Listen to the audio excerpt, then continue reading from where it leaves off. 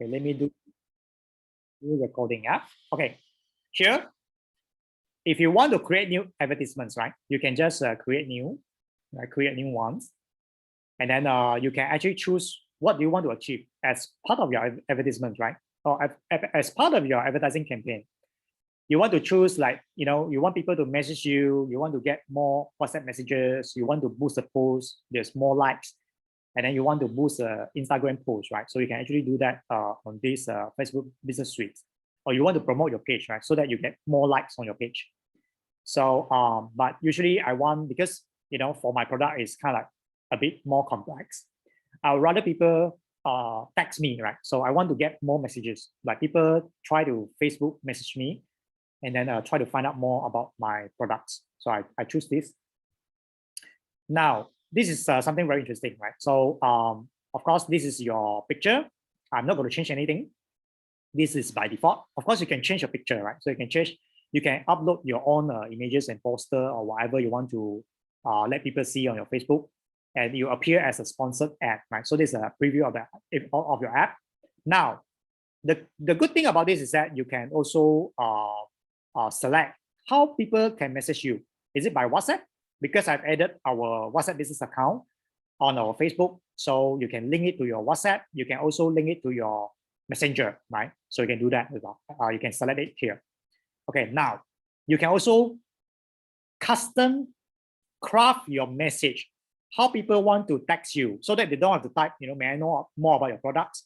So you can like custom create all these messages where people can, with just one button, you can see the preview here.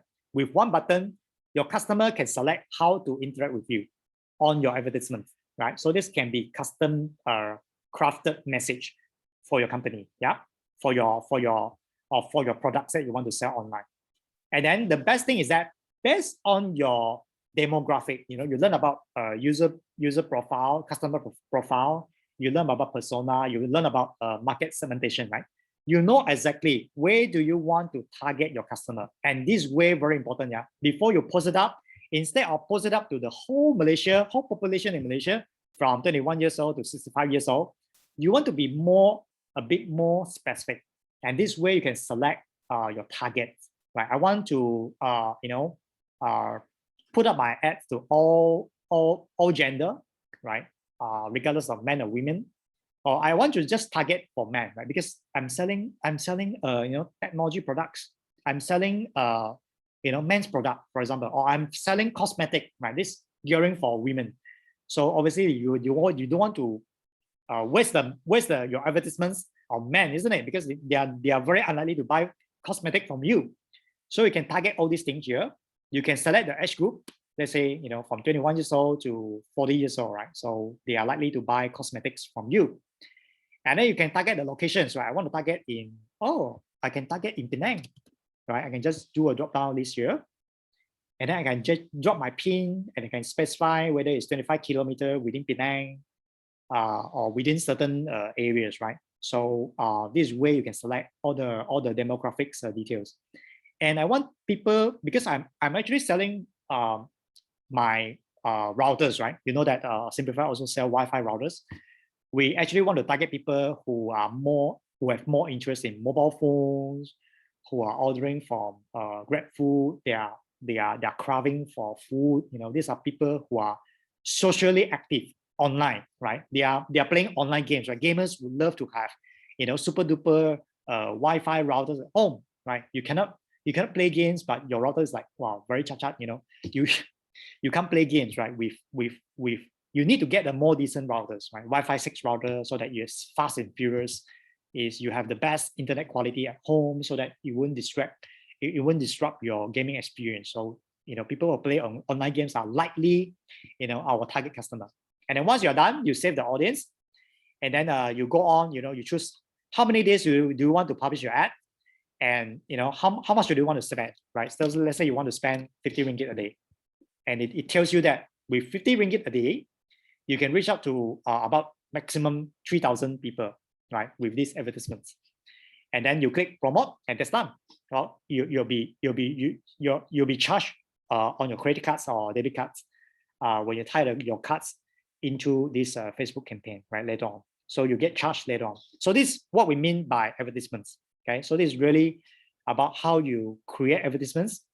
You can specify how much you want to pay per day, and total, because of 5 days, right? Because I put this for 5 days, it's going to cost me 250 ringgit with tax, yeah, with tax, 15 ringgit tax.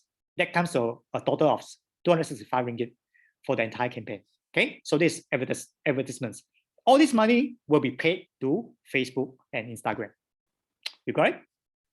So very simple explanation, a very simple demo about this Facebook Business Suite, right? For those of you who are running online businesses, you can actually use this. It's very powerful and it's very easy to use, right? So you spend more time in creating the content rather than creating the ads, right? So it's like very simple to manage. You can really target. I always love to do A/B tests, right? A/B testing. I put up different poster for the same audience, for the same amount of money, for the same target group, and I do some measure, right? I do some measuring, so I can show you some statistics that we have done in the past. Okay, confirm to leave. Right, you can see that view results. These are completed campaigns, right? So we spend quite a fair bit of money, like 150 over 3 days.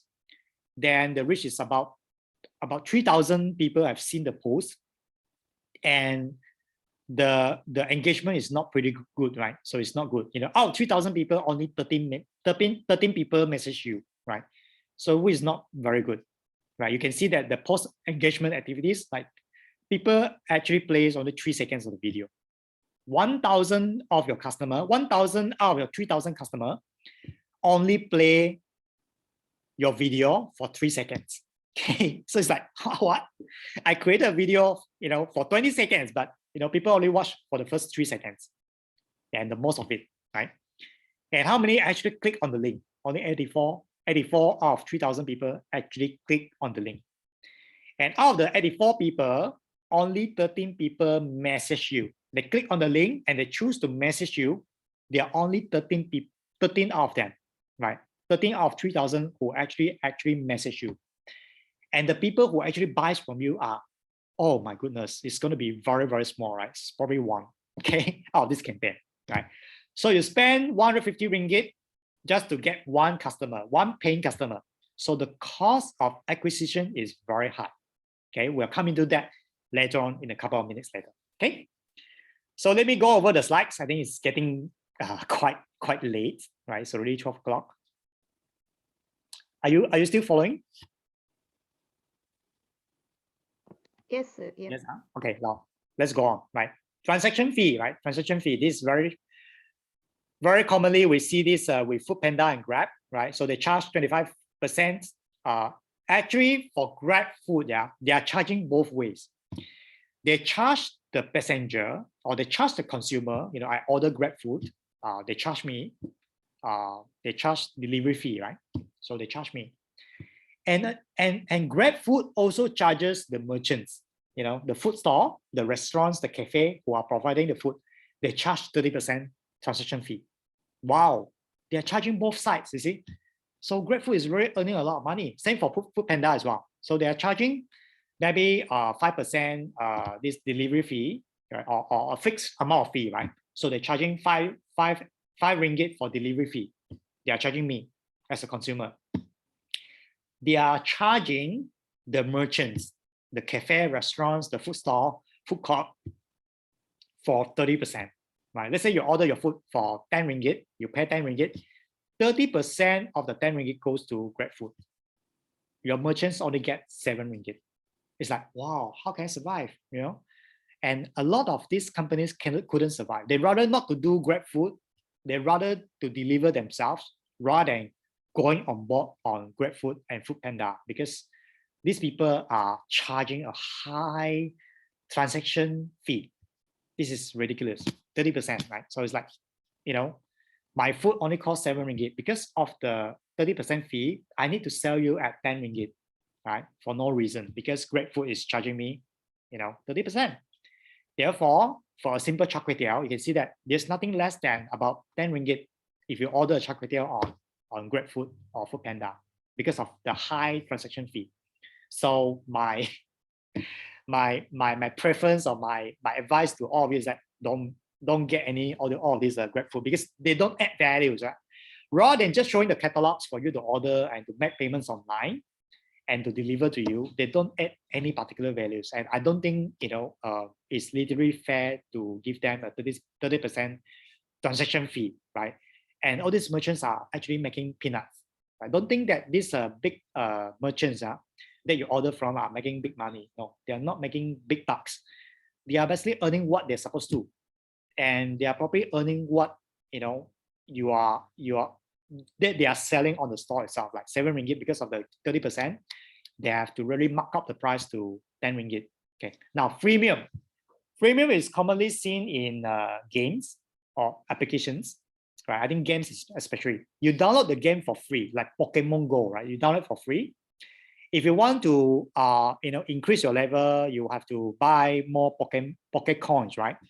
You have to top up, or even you actually play games, right? You play something like some of these Chinese games, right, online. You can download for free, but if you want to buy weapons, right, you have to top up to buy all these weapons. So this is free premium, free plus premium. So the premium fee that you have to pay to buy all those weapons or accessories, so those are actually considered under freemium basis. Freemium can come in the way like Zoom as well. So Zoom is basically using a freemium business model. You can download Zoom and use it for free for the first 40 minutes.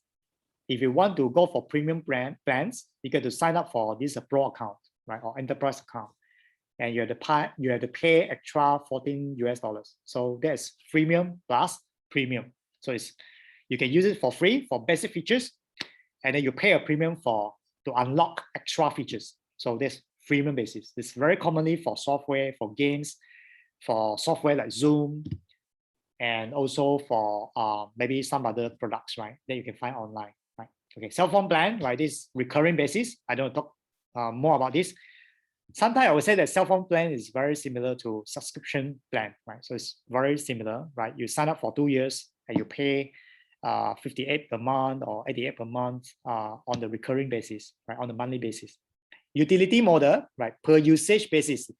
This is just like your electricity bill, yeah. So you pay per use, right? You pay as you go, right? So let's say this month you actually use up 5 kilowatt of energy or electricity, you just pay 5 ringgit, right? So this how utility bills works, right? It's the same for your water bills. And in fact, for Simplify, my company, we actually use this utility model for Wi-Fi subscription. Yeah, you don't pay 89 ringgit per month, or you don't pay upfront, right? So we have this utility model whereby we allows you to actually pay on pay-per-use basis, right? So you top up your giga in your Simplify wallet, and then you just pay according to the number of gigabyte used. 1 gigabyte is 1 ringgit. So if you use up 10 gigabyte, you just pay 10 ringgit. You don't have to pay 89 ringgit per month because I don't use up 89 ringgit. I don't use up so many gigabyte per month. So why do I have to pay a fixed amount and then 89 ringgit per month? I can just pay per use, right? It's more affordable, is fairer, right? Because I don't use a lot, especially when you are doing roaming. You actually pay as you go. Franchise model, as I said, the Cha Tai model, the secret recipe model, those comes under the franchise model. Microtransactions are when you top up a very small amount of money, like you top up for your Touch and Go, especially, right? Touch and Go card, right? You can top up 10 ringgit, 20 ringgit. Those are considered micro transactions, yeah. So I think this let's say you top up this as a petrol station. The petrol station actually earns a very small margin, like 50 cents for micro transactions. So you are actually earning a very small margin. And maybe 5-10 years ago, it's very commonly prepaid users, yeah. So if you have a prepaid card, if you buy a prepaid SIM card, right, you always have to top up at the mobile handphone shop, isn't it? You have to buy the reload card at 7-Eleven to top up your prepaid credits, isn't it? So you can also top up at 7-Eleven. So 7-Eleven, 99 Speed Mart, or this is a grocery shop, right? Or this is a mobile phone counters at Tesco, actually earn a very small margin from all these micro transactions. You top up 10 ringgit, they probably earn 3%. Very small, tiny amount, micro transactions. You can see this in banks as well, right? Bank actually earn by using this micro transactions model, because for every bank transfer, they earn a very small margin, like 50 cents, 30 cents, right? So because they earn by volume, they are like a few millions transaction in a day. So this micro transaction seems to be a big bucks, right? So they earn using a volume-based basis, right? Parking meter, based on the time and duration, right? So 1 hour costs you 60 cents. Half an hour costs you 30 cents, right? So this parking meter business model, right? So, okay, so these are all the business model that you can consider. How do you want to charge your customers based on all these business model that I've presented here in just one slide? But actually, you have to give yourself a thought. How do you want to charge your customer, right? Based on the product or services that you have created. All right, let's move on. It's 12 o'clock right now. We intend to stop at 12:30. And well, these are some of the examples, right? I don't want to go into this each and every one, right? This is a mapping app. So this slide maps to the previous slides, right? But anyway, I've given you so many examples. You should be able to understand each and every one, the difference between one another business model. Let's move on, right? We will skip this for a while because you have to understand why you come up with this business model by thinking about a few considerations here, right? From the customer point of view, like for example, right, if you're asking customer to buy, to charge a customer based on upfront cost, right? First time upfront cost, right? One-time cost, it's going to be very expensive, isn't it? Let's say you're asking the customer to buy a 4,000 ringgit iPhone. I would say that not many customers will be able to fork out 4,000 ringgit upfront just to buy an iPhone, right? So, and that's why they come up with installment plans, right? iPhone come up with a 12-month installment plan. The telco comes up with iPhone 13 installment plan, right? So that you can actually prolong the time of repayment, right? So you can actually divide that into a 24 months contract. You pay 80 ringgit per month, which is not too expensive. It's still very affordable. And you have to look at from the customer perspective. Are they able to pay, all these upfront costs? This is also true for companies who sell water filters, yeah, like LG, like Colway, right? Colway actually sells a water filter, right? So the water dispenser at home, it costs a few thousand per unit, like 2,000-3,000 per unit, and not many people who is able to fork out, 2,000-3,000 ringgit for a water filter. And from the customer point of view, is that, oh, it's better that I come up with a business model to cater for my customer. They can pay by installment. All right. So this from the customer perspective, you have to consider from the customer point of view. Attacker versus defender. Are you an attacker in the market, or are you defending the market? Right. So this way, you want to make sure that your business model is bullish. Is really to maximize your advantage. If you're an attacker, right, you want to provide a lot of facilities to your consumers, right? Giving them installment, this is something very trendy right now, right? Instead of installment, you have something called buy now, pay later. Yeah. If you go to Shopee, right, you can see Shopee has this buy now, pay later program. You can buy now and then pay by installment, pay later. There is no need for commitment. Yeah, you don't have to have credit cards. You don't have to have any commitments. You don't have to submit any collaterals. So they give you 3 months installment, 6 months installment. Using this buy now, pay later program, right? And there's many other companies who are doing this right now, like Hula, like Atom, like MyROU. Right? These are all buy now, pay later providers in the market. Yeah, so you don't have to fork out all this money upfront. Lifetime value of the customer, you have to consider that, this customer is going to stick with you for a long time, right? Like telco customer especially. You're going to stick with one telco because of the 24 months contract. You're going to stick with Digi for, at least 2 years. So the lifetime value of the customer is very high. So you have to consider that, oh, instead of charging the customer once and for all, like selling mooncakes, right? You don't care about, selling mooncakes, like you don't consider the lifetime value, because next year your customer is going to buy from other bakery, right? So the lifetime value of selling mooncake is very tiny, because the customer is not going to buy mooncake from you every year, you see. So there's no continuity, and this would not be your considerations. For mooncake, it's especially one time. So upfront, you make payment, I give you the mooncake, that's all. No subscription, no discount, right? And there's no other facilities. So you have to consider the lifetime value of the customer as well.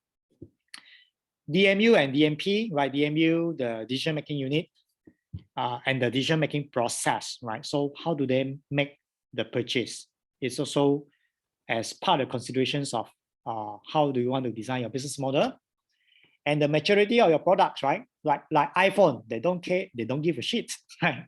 So my language, but they don't care, right? If you want to buy, you buy. If you don't want to buy, you can't fork out 4,000 ringgit for an iPhone. Forget about it, right? A lot of people are queuing to buy an iPhone, right? So the maturity of product is there, right? So they are actually at a very high price point. Although the cost of manufacturing iPhone, you'll be very surprised, right? The cost of producing an iPhone is actually lower than an Android phone or any Huawei phone, right? The cost of making an iPhone is so low that they earn a high margin because of the product is very matured. They earn a very high margin, right? And they price the product at very high price point, right? Because they are not just selling an iPhone, they are selling a brand, right? So that's the product is very mature, the brand is very, very mature, and therefore the business model is very different, right? And your financial resources, right? So make sure that your company as a startup, you don't suffer it financially, right? If you're giving a lot of discounts, you're giving a lot of rebates, my goodness, you're not going to make profit in the shortest term, because you are stressing your financial resources, because you are new in the market, you have been giving a lot of discount, you are earning a very low margin, your volume is not so great. So you don't have the core, you see, and you have to consider whether financially are you able to sustain this in the long term, right? So these are, I would say, that the 6 points of considerations that you need to make in order to choose the right business model for your products or services, right? So let's move on to the next topic, right? Let's move on. Pricing, right? So pricing is coming back to your business model. Business model is how you charge, but pricing is how much you're going to charge. So it's two different things altogether. How you charge is not equivalent to how much you want to charge. So the pricing framework comes in, okay? Now, the first thing to think about pricing framework is here, the pricing concepts, yeah?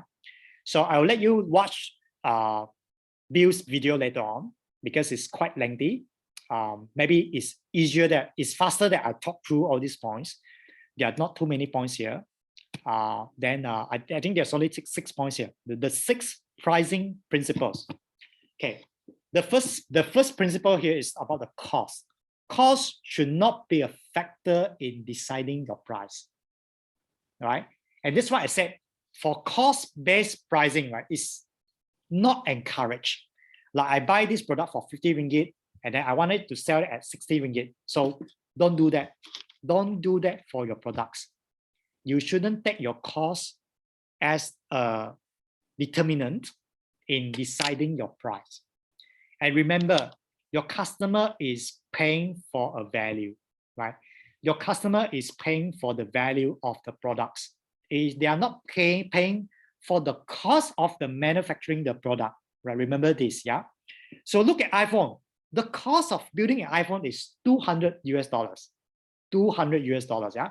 The cost of building an iPhone is $200 US. $200 US is how much in ringgit, yeah? Maybe less than 900 ringgit, you can get an iPhone. Cost, yeah? The cost of building an iPhone is less than 900 ringgit. But the customer is paying 4,000 ringgit for an iPhone, right? Doesn't make sense, right? And you know that Apple is not using cost as their factor to decide the price, because they know that the customer is willing to pay at that value the value that Apple is providing.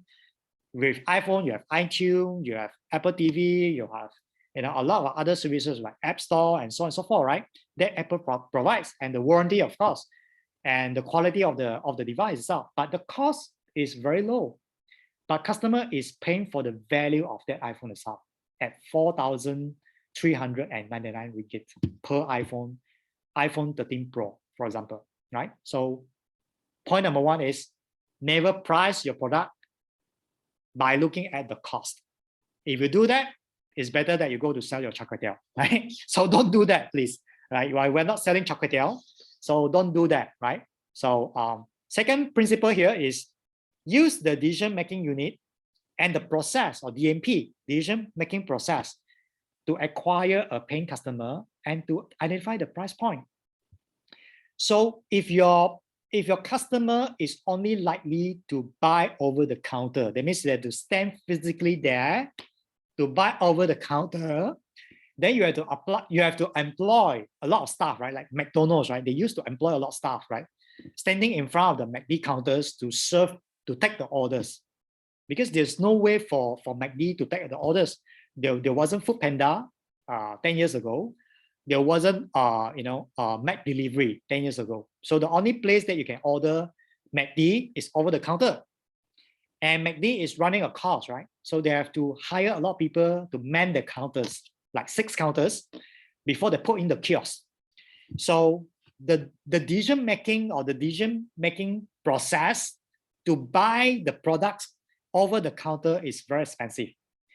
And this is why you need to factor the cost into your price, so that my staff cost, McD is operating 24 hours by 7 before the pandemic. So, I have to man the counters 24 hours by 7. This is also the cost, right? So I have to keep the store open 24 hours by 7, right? So McD never shut down during holidays, right? So there's never a holiday for McD because it's operating 24 hours by 7. So these are all the decision-making units. How they purchase the product will affect your pricing, because you have to keep the operations running 24 hours per day. Okay, now, compared to Food Panda, now Food Panda and GrabFood, do you order, from Food Panda over the counters? Answer is no, right? I don't even have to buy a kiosk. I don't even have to buy a cashier. I don't even have a counter, right?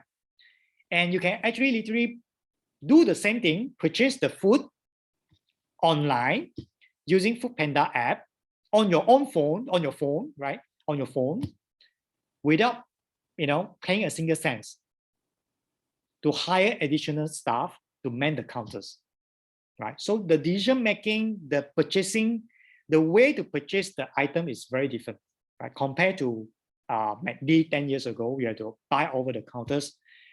And with Food Panda now, you can just order it on your app. And literally the cost of purchasing or making the purchase is going to be very low, right? For Food Panda and GrabFood. So this is the second part about the DMU, right? How your customer purchase from you. And perhaps how are you going to deliver the products to your customer? That's another considerations that you need to understand as part of point number 2. Okay, now the third point here. Third principle is understand the prices of the customer alternatives.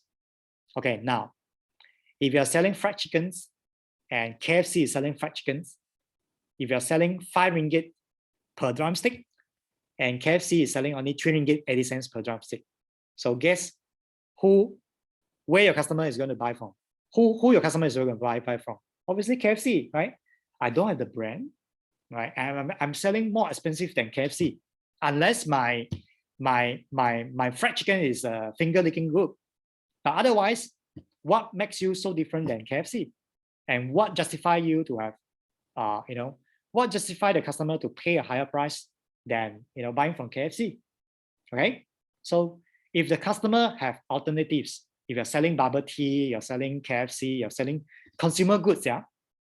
So like I'm selling ice cream. What makes you pay for Baskin Robbins ice cream? Because the customer can get the same ice cream from Tesco, right? I can buy a big box of ice cream and then, I can make my own Baskin Robbins at home. What justify customer to buy, to pay 10 ringgit just to buy one scoop of ice cream from Baskin Robbins, right? Because customer has alternatives, right? Because with 10 ringgit, I can buy probably, a few Nestle ice cream, right? A few Walls ice cream, right? And I can even get 2 ice cream from Starbucks, right? So possibly, right? Not from Starbucks, from Family Mart, so to speak, right? So they have alternatives, right? So consider the price point against your competitions. Okay, now 4th point here, different types of customer will pay different prices, of course. Based on the, I would say the product, okay, there is no slide here, but anyway, based on the, how to say, the product life cycle curve, yeah. So, you're the first one to get the iPhone 13. Of course, you pay more, okay? I'm not going to pay more by getting iPhone 11, right? It's iPhone 11 and iPhone 13 is very much the same thing. It's still 3 cameras. It's still basically the same size, still basically the same design, still basically running on the same iOS 15. I can still upgrade, right, my iOS 11 to iOS 15. So because I want to get the new iPhone 13, right? Because I'm the early adopters, right? I feel proud, no one in the world has iPhone 13. I'm the first one in the world. Of course, I have to pay a high price, right? So the iPhone 13 actually sells at a very high price versus iPhone 12 and iPhone 11, right? You get it? So different types of customer within different product life cycle pay differently. Even for second-hand car, right? So if you are trying to buy a 10-year-old car, second-hand, you are the late majority, right? So you're probably the laggard. So you're not buying the latest car, you're buying a second-hand car. Of course, you're not going to pay a premium for your second-hand car, right? So obviously, you are a different type of customer, you are a different segment, right? So you are in the second car segment rather than the first-hand car segment, right? The new car segment. 5th principle here, be flexible with the pricing for early testers, right? We call them a lighthouse customer, right? Because they are the early adopters, right? So you want to be a bit more flexible in terms of pricing, right? I can show you one example here, yeah? So for simplify, let me just bring up the slide. I shouldn't off the slide because I'm sharing my whole screen. Are you still following so far? There's no response, so I hope everything goes well.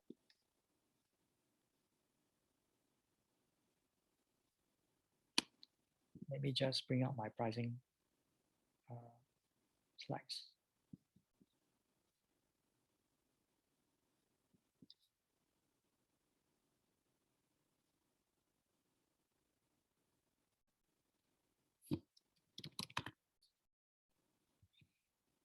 All right. So I'm going to show you what my company did as part of our pricing concept, right? And we actually do a lot of testing with our pricing. Let me just open the slide, still loading.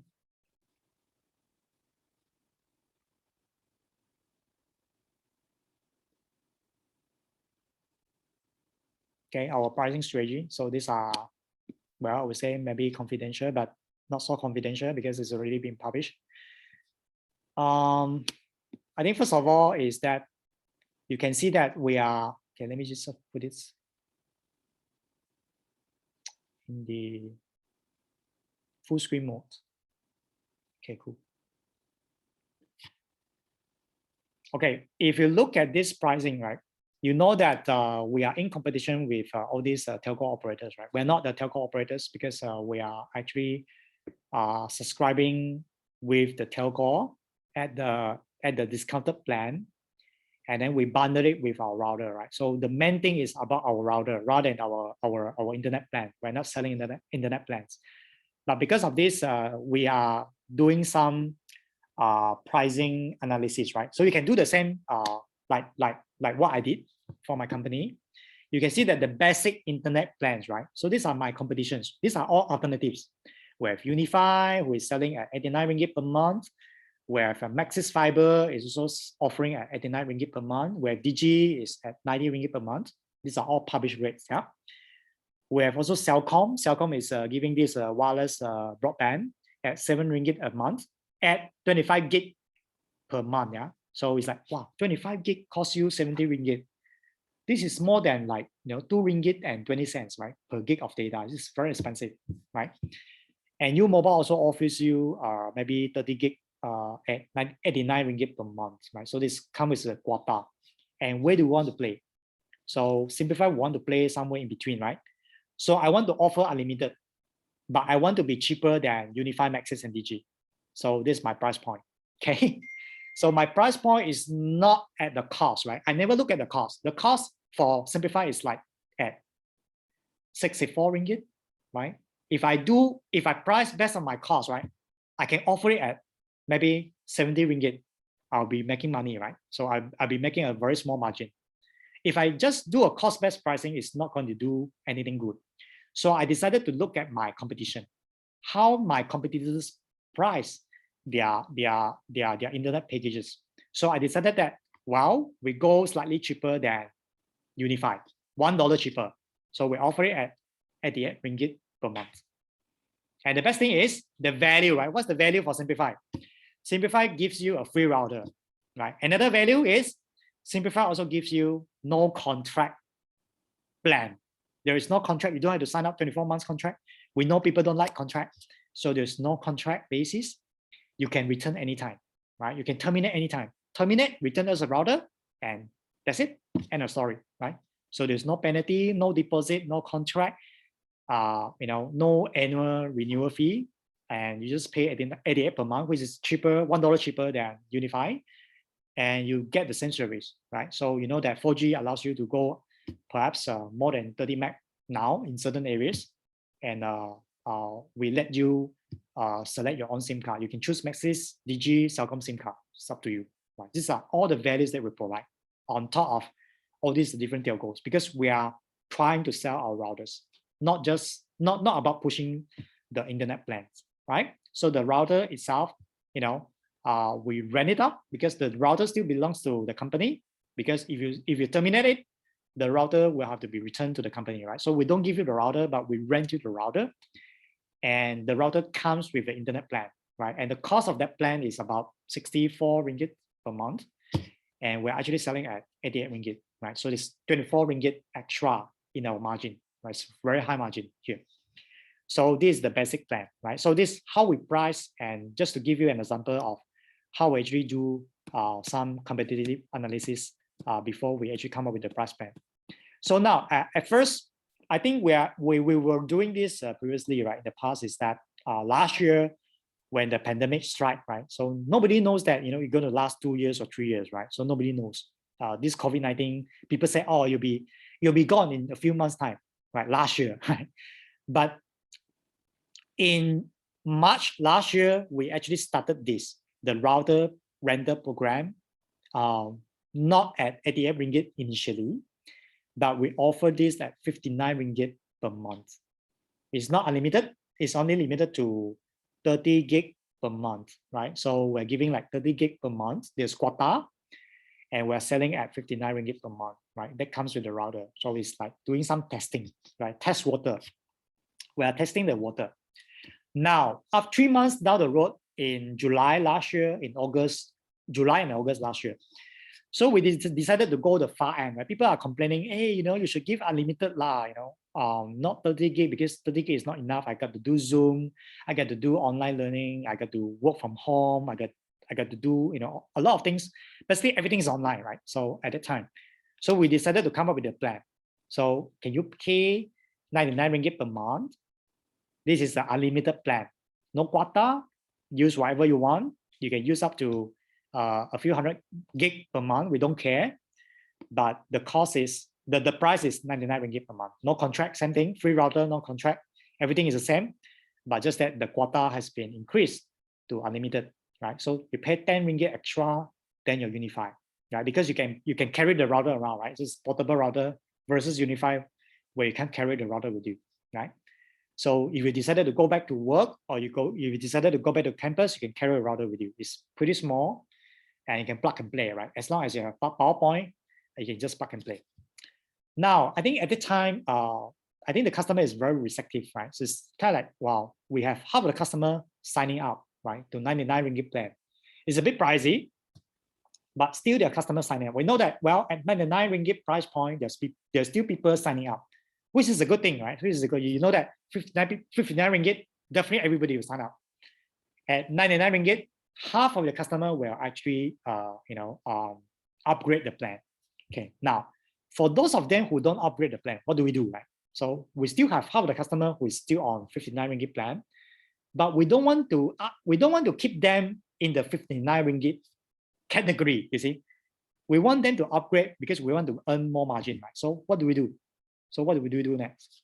We actually do this intermediate plan. Okay, if you are already a customer with Simplify, right? You are already on 59 ringgit plan, because we're going to phase out this 59 ringgit plan. You either go with Unify, go and sign up with Unify yourself, and then you terminate with us, or you upgrade, right, with us.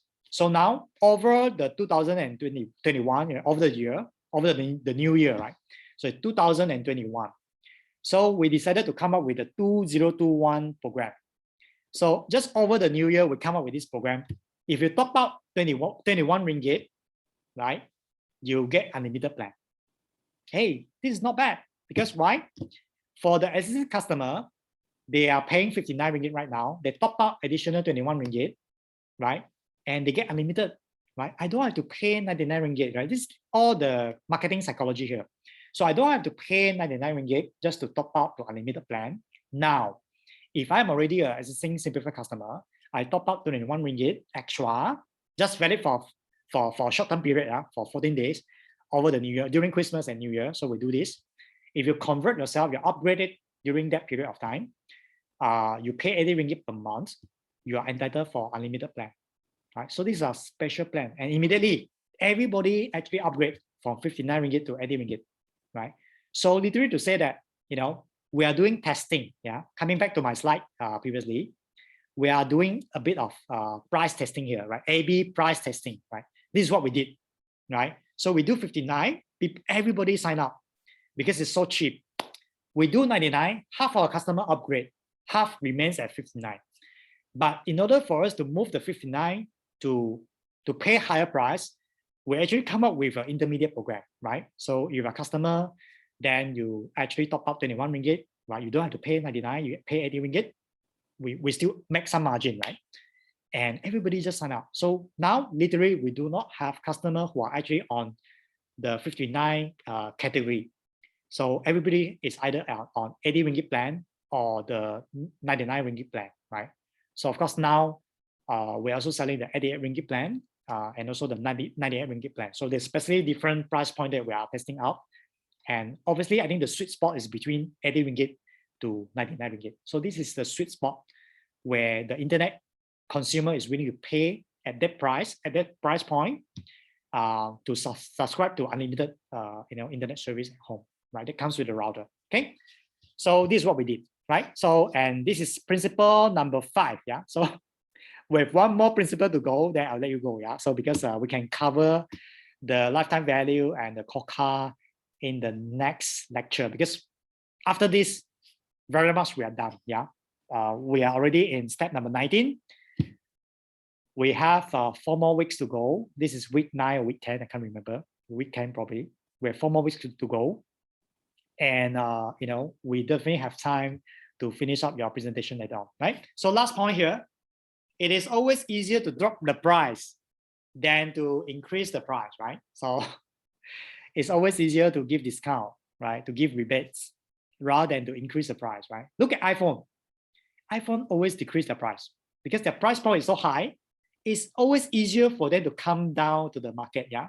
So what did they do? iPhone. Yeah? iPhone is very smart.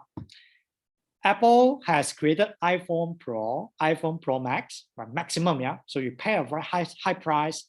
You pay a premium to get the iPhone at a very high price point. Now they came up with what? iPhone Mini, correct? So they dropped the price to 2,299 ringgit. You can get an iPhone, which is the iPhone Mini, and that comes at a very affordable price. And at some point, at 2,299 is probably one of the cheapest, high-end smartphones that you can get in the market, right? Because Samsung don't have something which is like 2,299. Okay, and you look at Xiaomi. Well, I think the flagship phone, right, comparable to iPhone, It's not selling at 2299. It's probably selling at 2699 or 3299, right?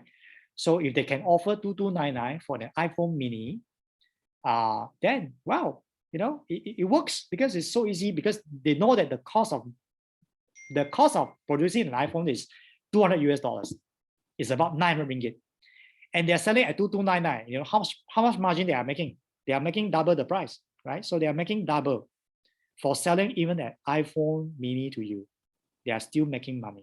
Okay, so they are able to drop the price, and they are able to offer the iPhone mini for you at 2299, which is way more cheaper than any flagship phones out there, right? If you compare the flagship phone from Samsung or Xiaomi or OnePlus or even Oppo and Vivo, right? So or even Huawei. So I don't think all these flagship phone comes at 2299. Okay, so this the 6 principles. The actual video is posted on this Google Classroom. You can check the video about the business model. There are only 3 videos. Setting the pricing framework, there are also like 6 different videos, 7 videos plus 1 example, right? I think there are 6 videos. Each of these are very short. I would say 1-2 minutes on average. And then except the one which introduced the principles of pricing, right? That comes at 11 minutes. So you can watch it for this week. There's no additional homework that I'm going to give you this week, but just watch the video, right? So I'm going to post up more videos about KOCA and LTV. Go through that. We'll cover step 17 and 19 in the next lecture. Okay, so I think we will stop here. And one last thing, yeah. So I posted continuous assessment number 2. So just bear with me for another 5 minutes, yeah. So this has been posted on Google Classroom. Now I want to go through with you. What do you need to do for continuous assessment 2? Right, this is teamwork. This is not individual work. This is teamwork. Now, because we are working towards the end of this discipline entrepreneurship course, right? So at the end of week 14, right, on 29th of October, you have more than 1 month to do the presentation, right? So more than 1 month to do this. You are required to come up with a 10 minutes presentation, pre-recorded. Right? I'm not expecting you to present in front of the class. Don't worry, pre-recorded. You know, do a voice, do a narration, do a voiceover. Come up with just 10 slides, right? Don't give yourself too pressure. So come up with 10 minutes presentation that cover 10 things here, right? 10 slides. First thing, your company introduction, your company name, what do you do as a company, just 1 sentence, your logo, your tagline, right? So your tagline will explain what you do, right? Like everyone can fly. Oh, we're a budget airline that lets everyone to fly, right? It's very simple, right? So just 1 tagline, just to explain your company. It wouldn't take you 30 seconds just to explain this.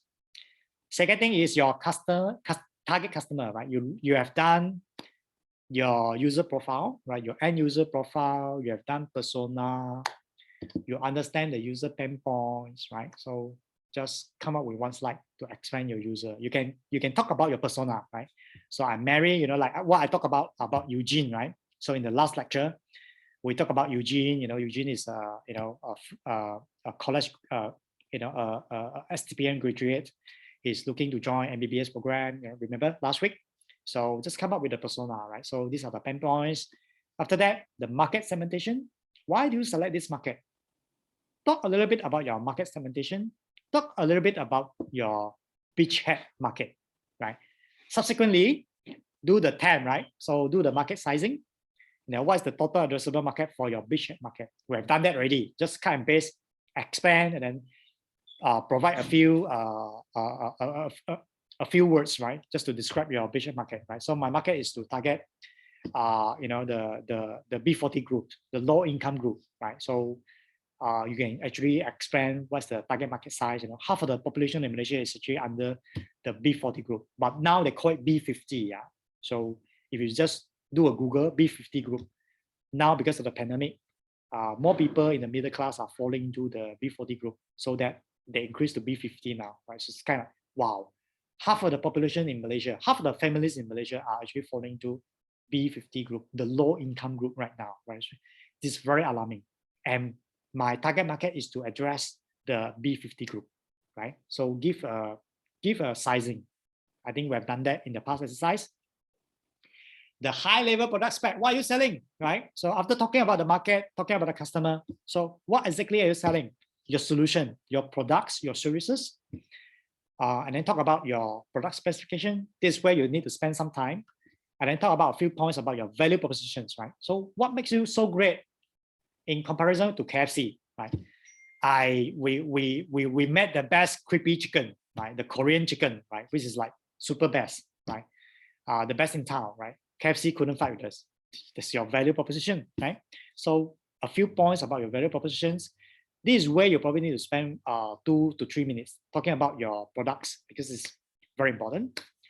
And then your life cycle use cases, right? How the customer use your product, right? Just buy and eat, right?